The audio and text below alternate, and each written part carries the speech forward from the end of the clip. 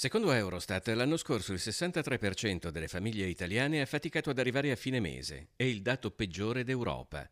Per l'Istat, la povertà ormai colpisce in Italia più di 5 milioni e mezzo di persone ed è in questo contesto che, secondo CGIL e UIL, il governo sta decidendo di tagliare pesantemente la spesa pubblica.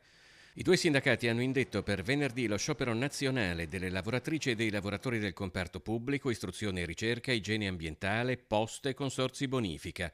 A Venezia un presidio della CGIL sul piazzale della stazione Santa Lucia per ricordarne i motivi. E questa finanziaria sta uccidendo i servizi pubblici, li sta massacrando sul piano della mancanza di risorse, sul piano delle mancate assunzioni, sul piano del mancato rinnovo dei contratti. Le lavoratrici e i lavoratori del pubblico impiego dicono basta a questa manovra che sta uccidendo i loro servizi, sta uccidendo anche loro dal punto di vista economico e di vita professionale e di vita sociale. In contemporanea allo sciopero, in Veneto, venerdì si terrà una manifestazione regionale a Padova, tra i settori in difficoltà la scuola. Il comparto della conoscenza è quello che nel pubblico impiego ha gli stipendi più bassi e non parliamo poi se dovessimo fare un confronto con quelli che sono gli stipendi dei colleghi europei. Solo nel comparto della scuola noi quest'anno abbiamo avuto, nonostante i proclami del Ministro, più di 200.000 precari. La precarietà sta entrando a far parte nella vita dei giovani fin dai banchi di scuola.